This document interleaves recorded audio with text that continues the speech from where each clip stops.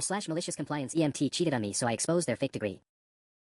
I stared at the laptop screen, my coffee growing cold as the explicit messages burned into my retinas. 3 months of, I can't wait to feel you inside me again, and, your girlfriend is such a clueless bitch, scrolled endlessly down the chat window. 2 years together, and Jake had been screwing his coworker Madison in supply closets, empty patient rooms, and apparently my own apartment while I worked late shifts. The worst part? I'd introduced them. Jake, this is Madison from cardiology, I'd said 6 months ago, beaming like an idiot. Madison, meet my boyfriend Jake. He's one of our best EMTs. Now here I was, reading about how she loved the way he took charge during their afternoon encounters in the on-call rooms. My stomach churned as I recognized dates, nights when Jake claimed he was pulling double shifts, times when I'd actually covered for him with the scheduling supervisor.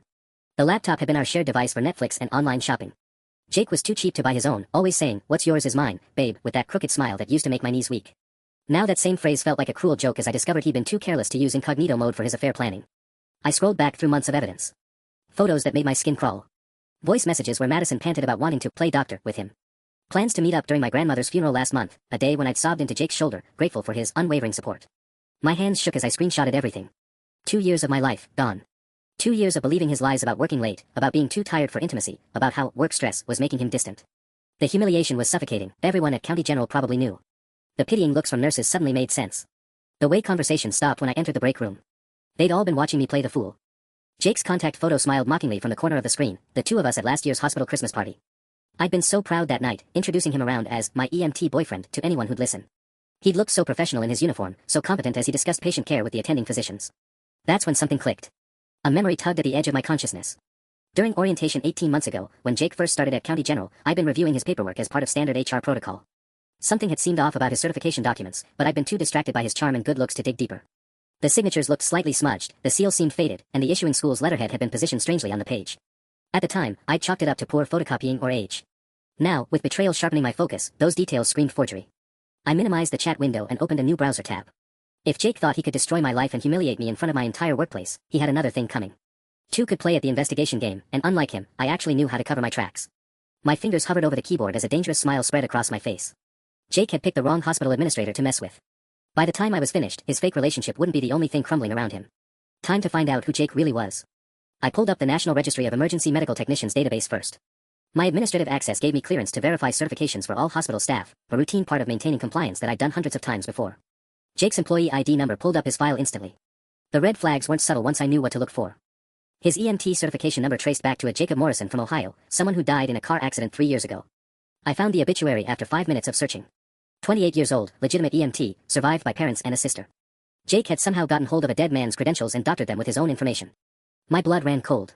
For 18 months, Jake had been responding to emergency calls, administering medications, and making life-or-death decisions without a single day of actual training. The insulin shot he'd given to Mrs. Chen last week during her diabetic episode, he'd been winging it. The CPR he'd performed on that teenager after the motorcycle accident, pure luck that the kid survived. I dug deeper into his employment history. The previous hospital he'd listed as work experience. It had closed down 4 years ago after a malpractice scandal. Convenient choice, hard to verify references from a defunct facility. The supervisor he'd listed as a contact turned out to be a janitor who died 2 years before Jake even claimed to work there. Every single line on his resume was fabricated. But Jake had been smart about it. He'd chosen places that were hard to verify, used names of people who couldn't contradict his stories, and relied on the chaotic nature of emergency medicine to hide his incompetence. When he made mistakes, they got lost in the shuffle of busy shifts and high-stress situations. Other EMTs probably covered for him without realizing it, assuming he was having an off day rather than suspecting he had no idea what he was doing. The more I uncovered, the more terrified I became. Not just of what he'd done, but of what could have happened. How many patients had received substandard care? How many families had trusted their loved ones to a complete fraud? My phone buzzed with a text from Jake, "Working late again tonight, babe. Don't wait up. Love you." The casual lie made my stomach twist. I glanced at the clock, 3:47 p.m. Madison got off shift at 4 o'clock. I screenshot his message and added it to my growing evidence folder, then returned to my investigation. Jake's fake credentials were just the beginning. I needed to understand the full scope of his deception before deciding how to expose him. His social media profiles revealed more inconsistencies. Photos from his supposed EMT training showed him at what he claimed was the academy, but reverse image searches revealed they were stock photos from a community college website. Posts about tough days saving lives were filled with medical terminology he'd clearly Googled, terms that actual EMTs would never use in those contexts. The man I'd loved for 2 years was a complete stranger. As I compiled evidence, my phone rang. Jake's contact photo filled the screen, that same Christmas party picture that now made me nauseous. "Hey beautiful," his voice oozed false affection. "Just wanted to hear your voice before things get crazy here." In the background, I could hear what sounded suspiciously like a coffee shop, not the ambulance bay. "How's your shift going?" I asked, testing him. "Brutal. 3 cardiac arrests back to back. You know how it is." I pulled up the hospital's emergency dispatch log. 0 cardiac events today. That sounds awful, I replied sweetly. I hope things calm down for you. Me too, babe. Listen, I might be later than usual tonight. This paperwork is killer. Another lie. EMTs didn't do paperwork past shift end unless there was an active investigation. Take your time, I said. I'll be here when you get home. But I wouldn't be the same naive girlfriend waiting for him. Not anymore. After Jake hung up, I sat in my office staring at the mountain of evidence I compiled. 2 hours of digging had revealed a fraud so extensive it made my head spin. But as the initial shock wore off, a terrifying realization crept in: I wasn't the only one who could lose everything here. As a hospital administrator, I had a legal obligation to report medical fraud the moment I discovered it. Every minute I sat on this information made me complicit. But if I reported it immediately, I'd lose my chance to expose Jake properly. He'd lawyer up, claim ignorance, maybe even try to pin some blame on me for not catching it during his initial screening. My computer chimed with an email notification. Dr. Patricia Williams, our chief medical officer, wanted to see me in her office in 20 minutes to discuss staffing concerns in emergency services. My blood turned to ice. Did she somehow know what I discovered? Had someone seen me accessing the certification database? I'd been careful, but paranoid thoughts spiraled through my mind. I quickly saved all my evidence to an encrypted folder and cleared my browser history. Whatever Dr. Williams wanted, I needed to act normal until I figured out my next move. The walk to her office felt like a death march. Dr. Williams had been my mentor since I started at County General 3 years ago. She'd vouched for me when I applied for the administrator position, trusted me with sensitive responsibilities, and treated me like family. The thought of disappointing her, or worse, being seen as negligent, made my chest tight. Come in, sit down, Dr. Williams said, gesturing to the chair across from her desk. Her expression was unreadable, but I noticed Jake's personnel file sitting prominently on her desk. We've had some concerns raised about one of our EMT staff members, she began, and my heart nearly stopped. There was an incident yesterday during the Morrison case, the elderly gentleman who came in with chest pain. I forced myself to breathe normally. What kind of incident? Jake Martinez administered the wrong dosage of nitroglycerin. The patient is fine, but Nurse Patterson caught the error before it could cause serious harm. When she questioned Jake about the standard protocol, his explanation was concerning. Dr. Williams opened the file and pulled out an incident report I'd never seen. He seemed genuinely confused about basic medication calculations. Patterson noted that he asked her to refresh his memory on dosage guidelines he should have known by heart. The irony was bitter. Jake's incompetence was finally being noticed, just as I discovered why. I need you to conduct a thorough review of his credentials and performance history, Dr. Williams continued. Something feels off, and we can't afford any liability issues. I'm also putting him on administrative leave pending investigation. This was it. The perfect opportunity to expose everything. But Dr. Williams was still talking. I should mention, this is completely confidential until we determine our next steps. Don't discuss this with anyone, including Jake. We need to handle this carefully to protect both the hospital and any potential whistleblowers who might have reported concerns. My stomach dropped.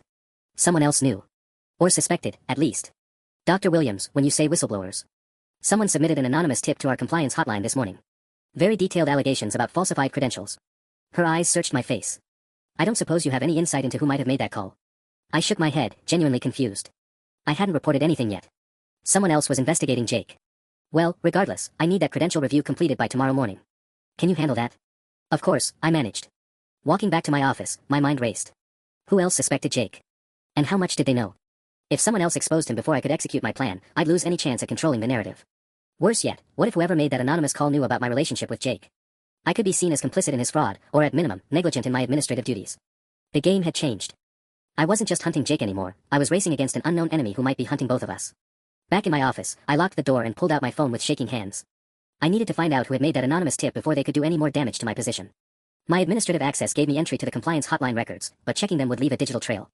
I was weighing my options when my phone buzzed with a text from an unknown number. We need to talk. Coffee shop across from hospital. 1 hour. Come alone. A friend who knows about Jake. My blood turned to ice.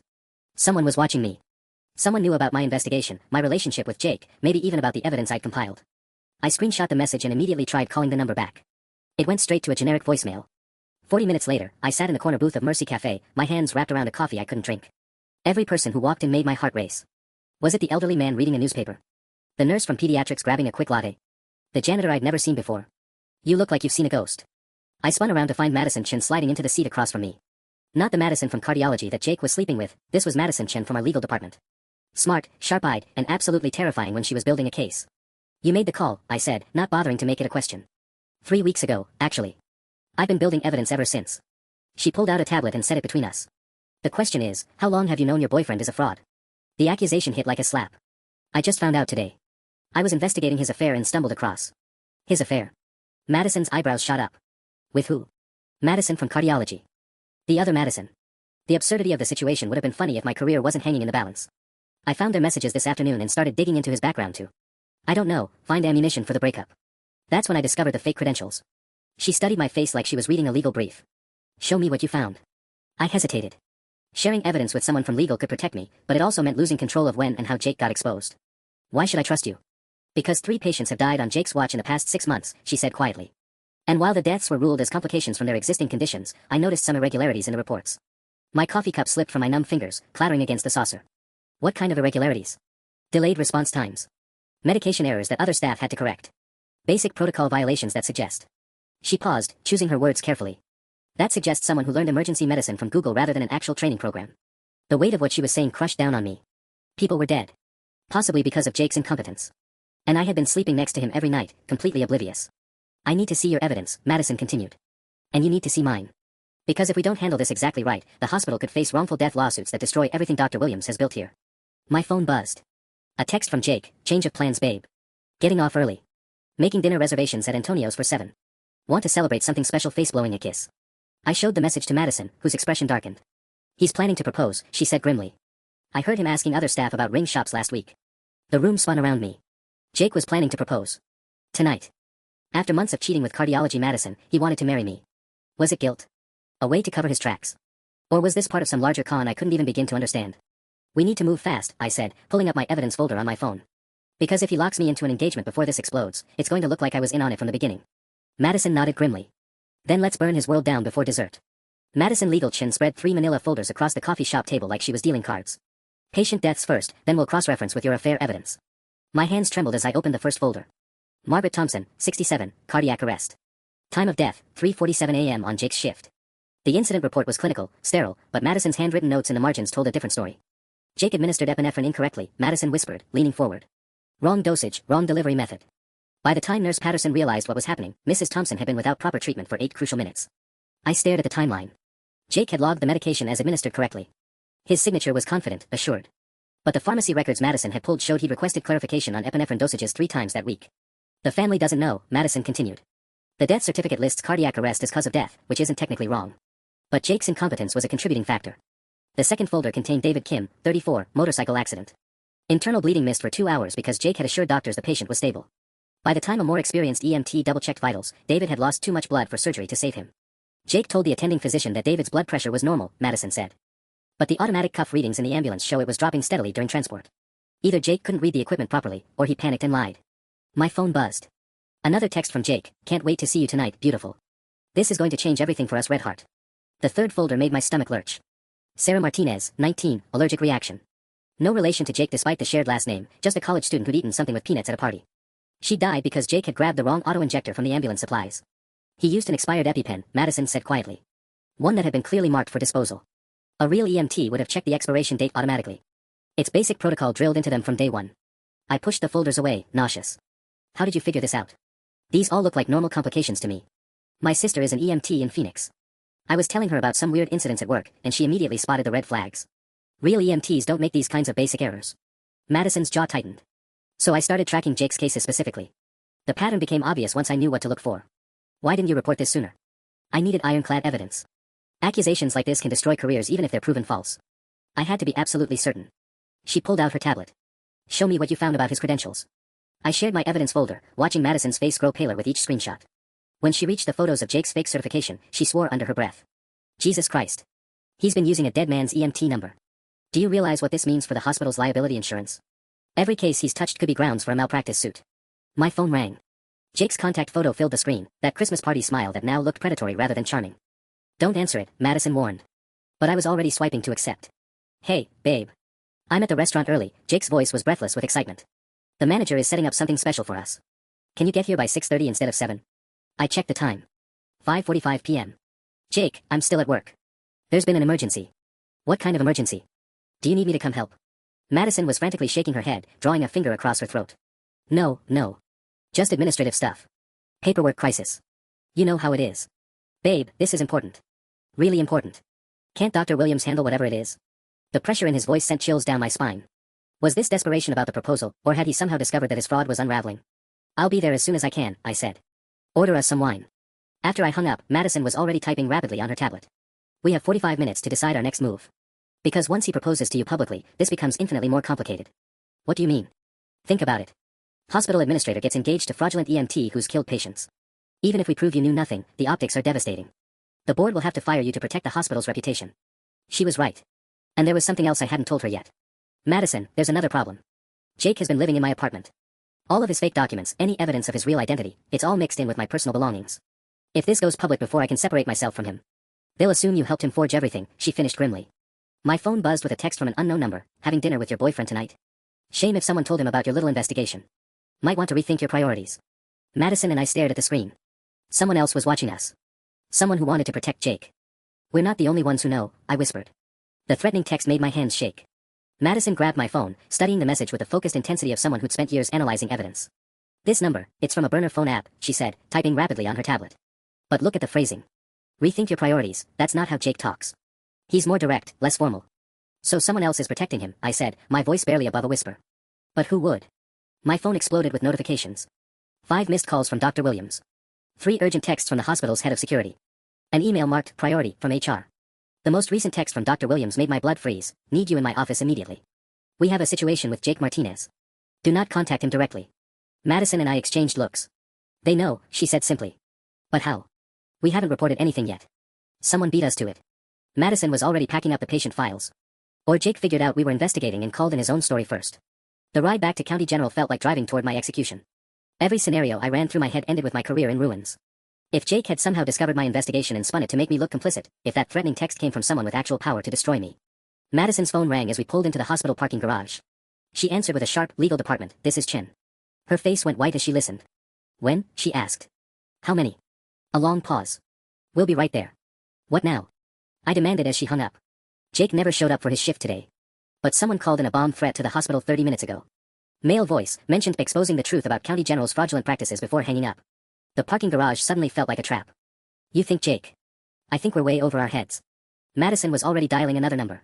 Security, this is Madison Chin from legal. I need to speak with whoever's handling the bomb threat. What do you mean there was no bomb threat? She hung up, confused. Security has no record of any bomb threat. But Dr. Williams definitely mentioned it in her call to HR. Something was very, very wrong. I checked my phone again, 6 missed calls now from Dr. Williams, but when I tried calling back, it went straight to voicemail. The hospital's main number gave me a busy signal, which never happened unless. The phone system's been compromised, I realized. Someone's intercepting calls, sending fake messages. Madison's eyes widened. Jake?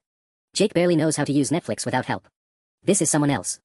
Someone with serious technical skills who wants us confused and isolated. We sat in the car, both afraid to move. The hospital loomed above us, its windows glowing in the gathering dusk.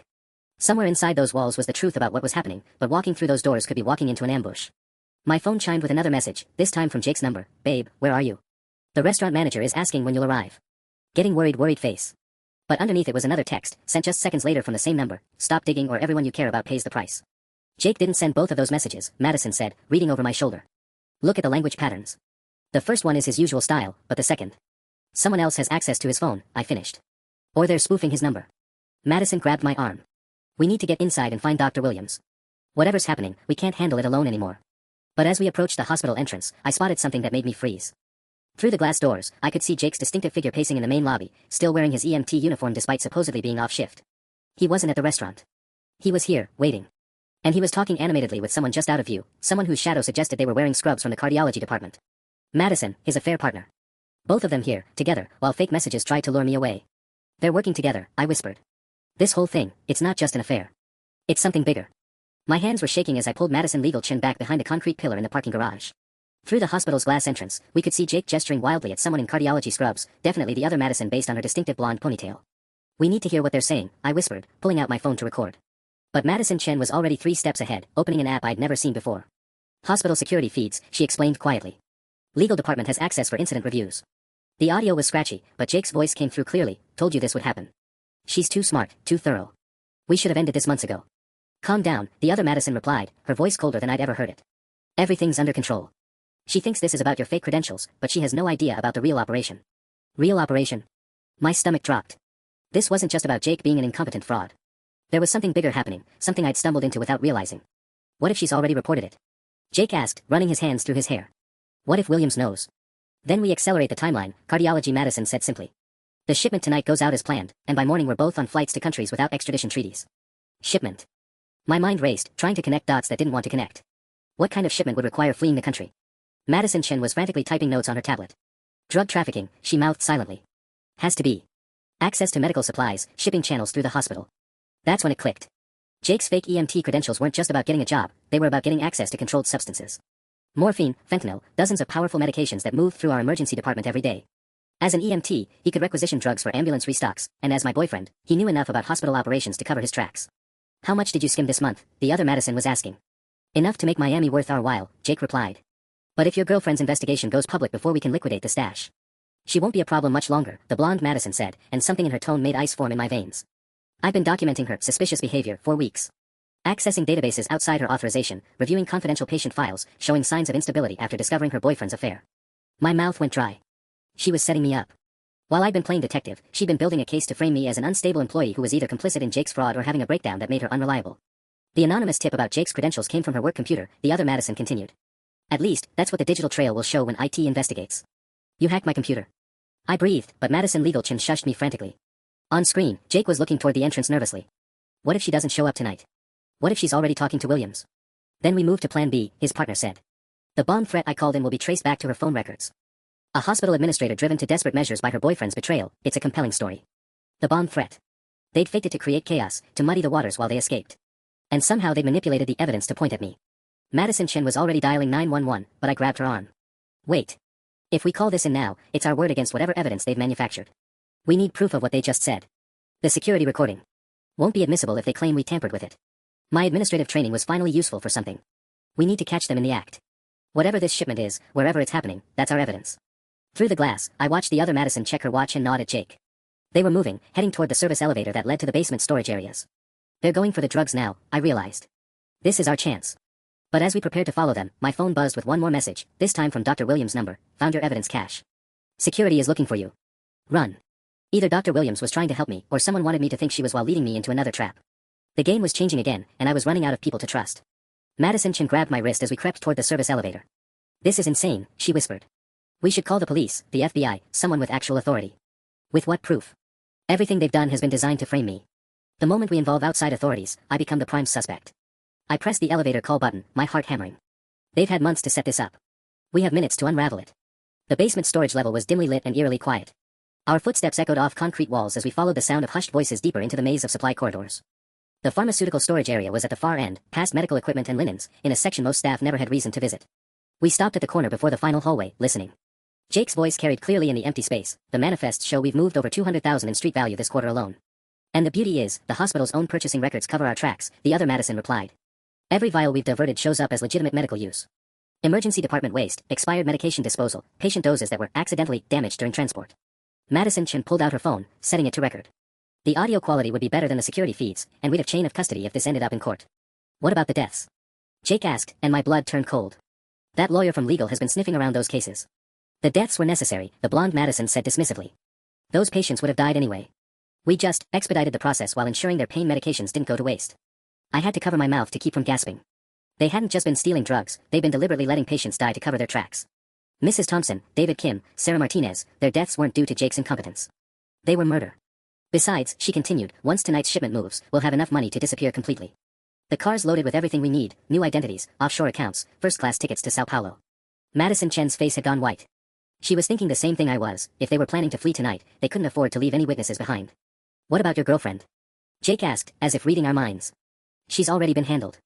The evidence trail leads straight to her, and by the time anyone realizes what really happened, she'll be facing federal charges for drug trafficking and patient endangerment. Even if she somehow proves her innocence eventually, her life will be ruined. My phone vibrated with an incoming call. Dr. Williams' name flashed on the screen, but I didn't dare answer it here. The sound would give away our position. We need to see what they're actually doing, I whispered to Madison Chen. The recording is good, but we need visual evidence of them with the stolen drugs. She nodded reluctantly, and we crept forward until we could peer around the corner into the pharmaceutical storage area. What I saw made my knees weak. They weren't just stealing individual vials or pills. They had entire cases of morphine, fentanyl, and other controlled substances stacked on a medical cart, enough drugs to supply a mid-sized hospital for months. Jake was checking items off a handwritten list while the other Madison scanned barcodes with a hospital inventory scanner. This batch should net us another 50,000, she was saying. The buyers in Miami are paying premium prices for hospital-grade supplies. But it was what I saw next that made my heart stop completely. In the corner of the room, partially hidden behind stacked boxes, were 3 large containers labeled medical waste, incineration required. The containers were full of patient files. Hundreds of them, including the folders for every patient who had died on Jake's watch. They weren't just stealing drugs and killing patients. They were systematically destroying evidence, erasing any trace of their victims from the hospital's records. The sight of those patient files stuffed in medical waste containers hit me like a physical blow. Mrs. Thompson's folder was right there on top, along with David Kim's and Sarah Martinez's. They were systematically erasing their victims from existence. Madison Chin grabbed my arm so hard it hurt, pointing at something I'd missed. Behind the drug cart was a laptop displaying what looked like the hospital's patient database. The other Madison was actively deleting records in real time, her fingers flying across the keyboard as she purged any evidence of the medications that had been administered to patients who were already dead. The digital trail, Madison Chin breathed in my ear. They're not just stealing the physical files. They're wiping the electronic records too. That's when I noticed something that made my stomach lurch. The laptop she was using, it was identical to the one Jake and I shared at home. Same model, same scratched corner, same stupid sticker I'd put on it from last year's hospital charity run. They'd stolen our laptop and were using it to cover their tracks. Every deletion, every forged entry, every piece of evidence manipulation was being done from my personal device. When investigators eventually traced the digital forensics, it would all lead back to me. We have to stop them, I whispered, but even as I said it, I knew we were outmatched. 2 people against 2 killers who'd been planning this for months, in a basement with no witnesses and multiple exit routes. That's when Jake looked up from his inventory list and stared directly at our hiding spot. Madison, he said quietly, we have company. The blonde Madison's head snapped up from the laptop. What are you talking about? Someone's been watching us. Jake's voice was eerily calm as he walked toward our corner. I can feel it. Same way I knew that old lady in room 3 was going to be trouble last month. My blood turned to ice. Mrs. Thompson had been in room 3 the night she died. Madison Chen was already moving, grabbing my hand and pulling me back toward the elevator. But the soft ding of the arriving car echoed through the basement, and we both froze. Someone else was coming down. Expecting more company. Jake called out, his voice now openly mocking. Don't worry, babe. Your surprise party is just getting started. The elevator doors opened, and Dr. Williams stepped out, except something was wrong with her walk, her posture. She moved like someone who wasn't entirely in control, and as she got closer, I could see why. Her hands were zip-tied behind her back, and she was being pushed forward by someone in hospital security uniform. Someone I didn't recognize. Found her snooping around the administrative offices, the security guard announced. She was trying to access the pharmaceutical audit files. Perfect timing, the other Madison said, closing the laptop with a satisfied smile. Now we can tie up all our loose ends at once. Dr. Williams' eyes found mine across the storage room, and I could see both fear and determination in her expression. She'd been investigating too, following the same trail I had, and now she was trapped just like us. You know what the beautiful thing about working in a hospital is? Jake said conversationally, walking back to the drug cart and selecting a syringe. So many ways for people to have accidents. Medication errors, equipment failures, simple human mistakes that happen in high-stress environments. He was filling the syringe with something clear from one of the stolen vials.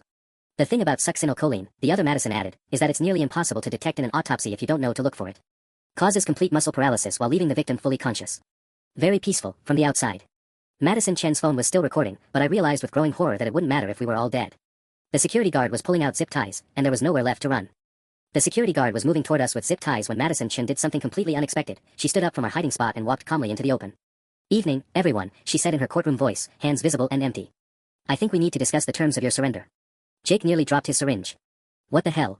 FBI has been monitoring this operation for 6 weeks, Madison continued, her tone conversational despite the obvious lie. The tracking devices we planted in your drug shipments led us right to your distribution network in Miami. Did you really think we wouldn't notice a pattern of patient deaths coinciding with inventory discrepancies? The blonde Madison's face went pale. You're bluffing. Am I? Madison Chen pulled out her phone, showing the still recording screen.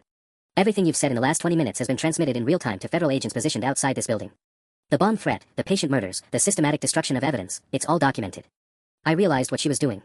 Buying time by making them think we had backup, creating doubt about whether they could actually escape. It was brilliant, except for one problem. The fake security guard was still moving toward Dr. Williams with those zip ties. Then where are they? Jake demanded, his confidence wavering. If the FBI is really outside, why haven't they moved in? Because we're still waiting for your supplier contact, Madison replied smoothly. The Miami connection you mentioned. We want the entire network, not just 2 small-time thieves playing hospital. That hit a nerve. The other Madison's jaw tightened. Small time. We've moved over $500,000 in product through this operation. Pocket change compared to what your suppliers are clearing, Madison Chin shot back. You're expendable middle management, and you don't even realize it. While she kept them talking, I was studying the room's layout. The pharmaceutical storage area had 2 exits, the way we'd come in, and an emergency stairwell that led directly to the parking garage. The problem was getting past the fake security guard, who was now positioning himself between us and both exits.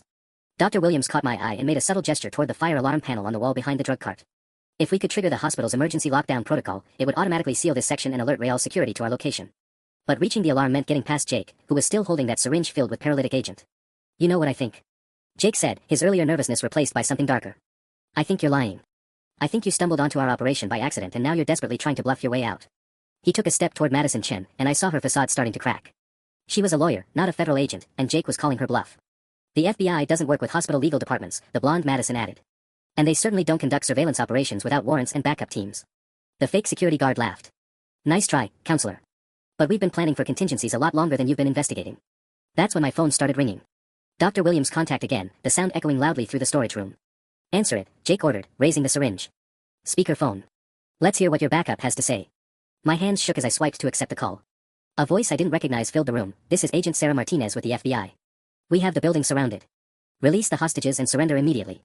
The blood drained from Jake's face. Sarah Martinez, the same name as the 19-year-old girl who died from his medication error. Someone was playing games with all of us, and the stakes had just gotten deadly serious. The voice claiming to be FBI agent Sarah Martinez sent chills through the room, but Jake's reaction told me everything I needed to know. His face had gone ashen, and the syringe trembled in his hand. That's impossible, he whispered. Sarah Martinez is dead. I watched her die. Did you? The voice on the phone asked coldly. Or did you watch someone else die while Sarah Martinez's identity was stolen, just like Jacob Morrison's EMT credentials? The fake security guard was backing toward the emergency exit, clearly spooked. But the blonde Madison stepped forward, her expression shifting from fear to rage. Whoever you are, this is cute, but we know Sarah Martinez died from anaphylactic shock. We have the death certificate. You have a forged death certificate, the voice replied. Just like Jake has forged EMT credentials. The real Sarah Martinez survived your little medical error and has been working undercover to expose your operation ever since. My mind reeled. If Sarah Martinez was alive, if she was actually FBI, then everything we thought we knew about Jake's victims was wrong. But that meant. The other patients, Dr. Williams spoke for the first time since arriving, her voice hoarse. Mrs. Thompson, David Kim. If Sarah survived. They're all alive, the voice confirmed. Relocated under witness protection while we built our case.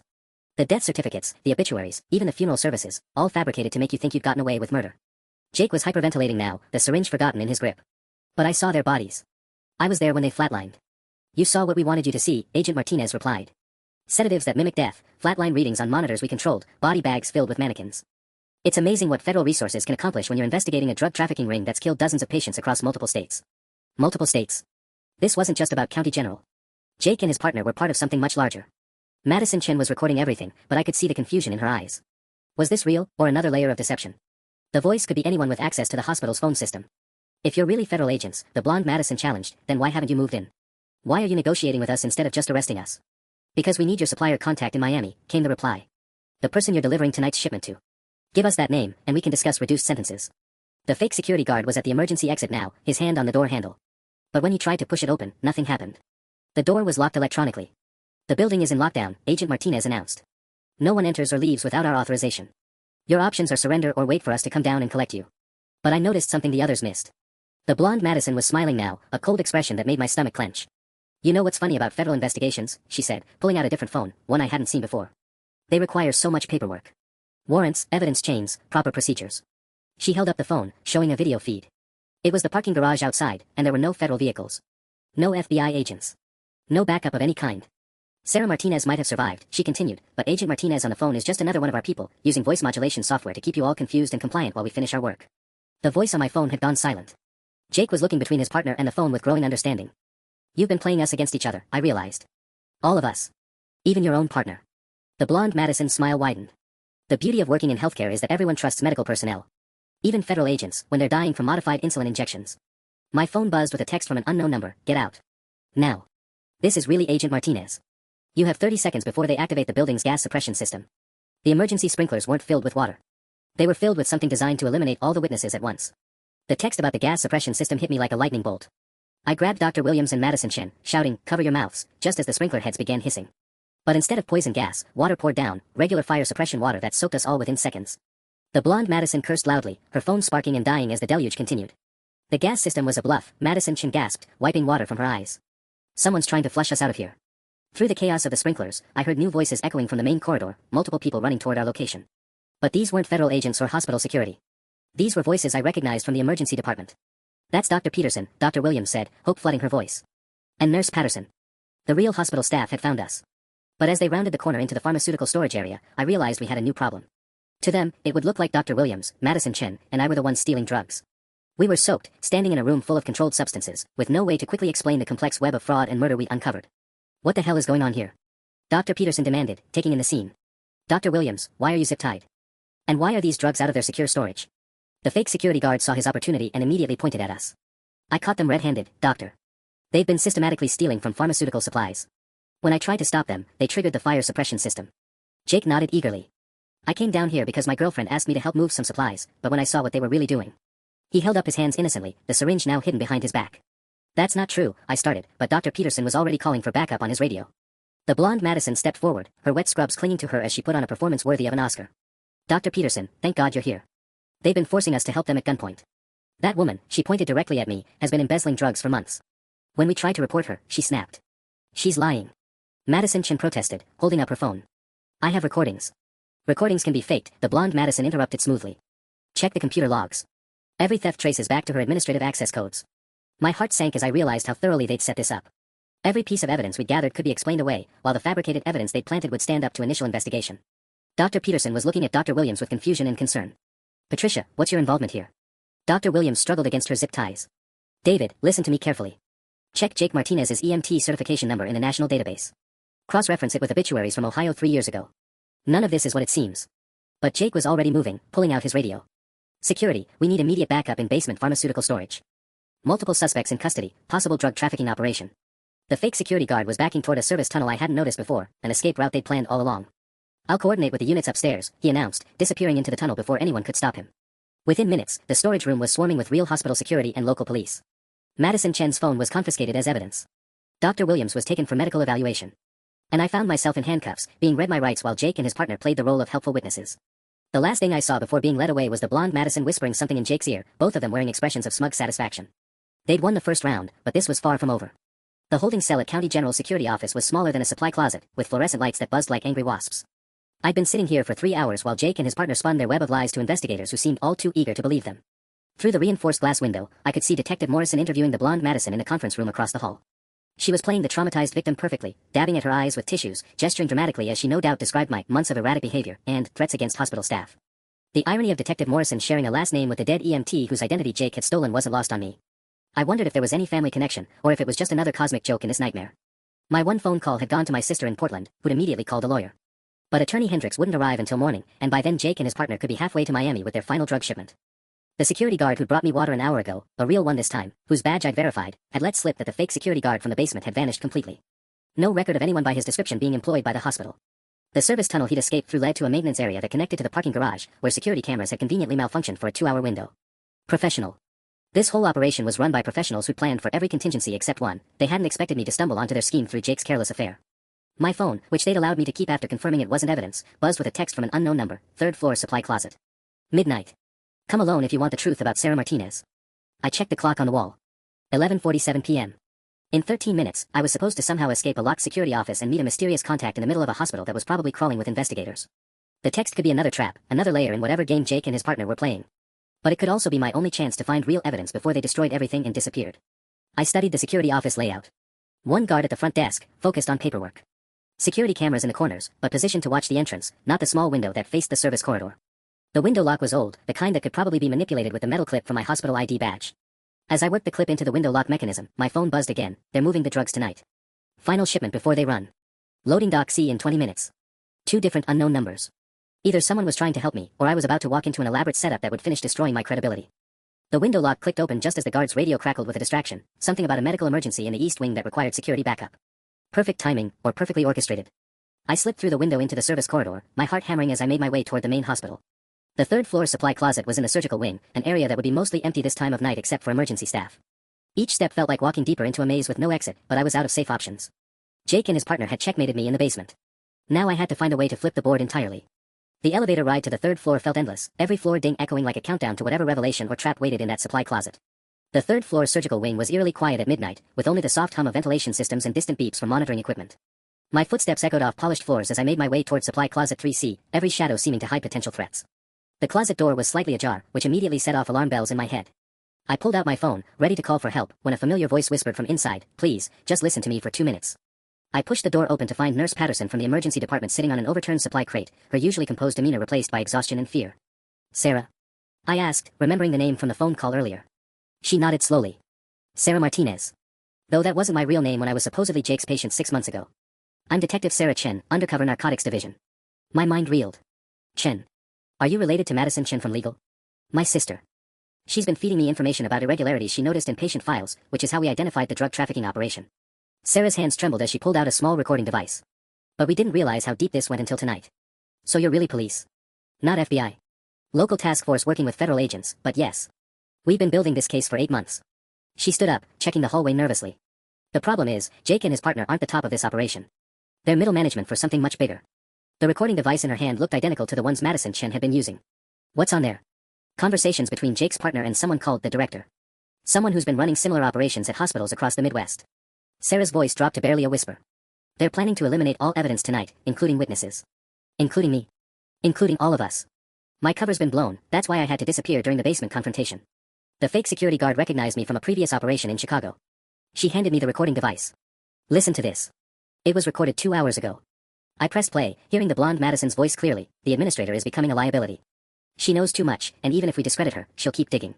The director wants a permanent solution. A male voice I didn't recognize responded, what about the detective? Car accident on the way home.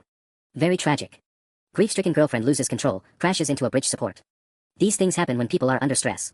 My blood turned cold. They weren't just planning to frame me for drug trafficking, they were planning to kill me and make it look like suicide. There's more, Sarah said grimly. The shipment tonight isn't going to Miami. It's going to 3 other hospitals where they're setting up identical operations. This is a franchise model for medical drug trafficking. How many people are involved? At County General? At least a dozen staff members across multiple departments. Pharmacy technicians who falsify inventory records, lab workers who destroy blood samples that might show medication tampering, administrators who alter patient files. She paused. Maybe even some people you consider friends. The implications hit me like a physical blow. I'd been working alongside criminals for months, completely oblivious to the network operating around me. Sarah, if they're planning to kill me tonight, why are you helping? Aren't you putting yourself at risk? Her expression hardened. Because 3 real patients actually did die last month at our sister hospital in Springfield. Different operation, same methods. I'm not letting that happen here. My phone buzzed with a text from Jake. Babe, where are you? Getting worried. Security said you had some kind of breakdown. The perfect concerned boyfriend act, probably being sent while he loaded stolen pharmaceuticals for transport. We need to move, Sarah said urgently. Loading Dock C, right now. If we can catch them with the drugs. But as we reached the stairwell, the lights suddenly went out, plunging us into complete darkness. Emergency lighting flickered on, casting eerie red shadows as an announcement echoed through the hospital. Attention all staff. Code Silver in effect. Security lockdown initiated. Someone had triggered a hospital-wide security alert. Either Sarah's backup had finally arrived, or Jake's people were making their final move. In the crimson emergency lighting, I could see Sarah's face had gone pale. Code Silver isn't a real hospital emergency code, she whispered. What do you mean? Someone just sent a signal to evacuate all the criminal operations at once. Every person involved in this trafficking ring just got the order to run. The fake Code Silver announcement sent hospital staff into controlled chaos, but Sarah and I moved against the flow, heading toward loading Dock C through service corridors I'd never known existed. The emergency lighting cast everything in hellish red, making the familiar hospital feel like a nightmare maze. There, Sarah whispered as we reached the loading dock observation window. Below us, Jake and the blonde Madison were frantically loading cases into a white medical transport van. But they weren't alone. I counted at least 6 other hospital staff members I recognized, including Dr. Rodriguez from pharmacy and 2 lab technicians from night shift. The whole network, I breathed, finally seeing the scope of what we'd uncovered. Sarah was already on her radio, speaking in code I didn't understand. Within minutes, unmarked vehicles began surrounding the loading dock, their headlights cutting through the darkness. FBI. Nobody move. The scene below exploded into chaos. Jake dropped a case of medications, vials scattering across the concrete as he tried to run. The blonde Madison dove behind the van, shouting orders to the others. But there was nowhere to go. Federal agents emerged from every exit, weapons drawn, voices commanding compliance. I watched Jake's face as he realized he was trapped. The charming smile, the cocky confidence, all of it crumbled as handcuffs clicked around his wrists. For 2 years, I'd thought I knew him. Now I was seeing the real person for the first time, a coward who'd built his entire life on lies and other people's suffering. The laptop, I said suddenly, remembering our shared device they'd stolen. Sarah, they have evidence that makes me look complicit. Already handled, she replied with satisfaction. We've been monitoring their digital activities for weeks. Every deletion, every falsified record, every attempt to frame you, it's all been tracked and preserved.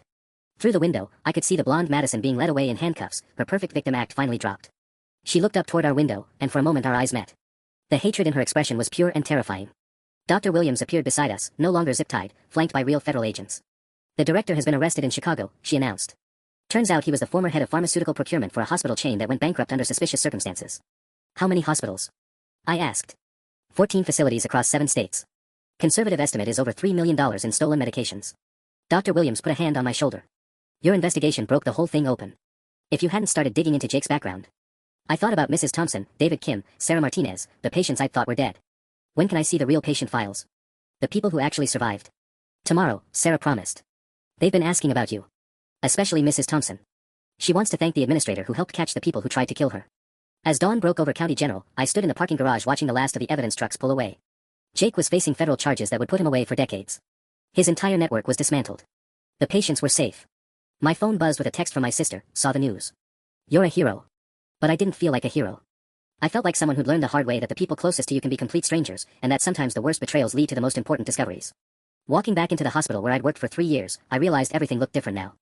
Not because the building had changed, but because I finally understood what it meant to fight for something that mattered. The truth was worth every terrifying moment.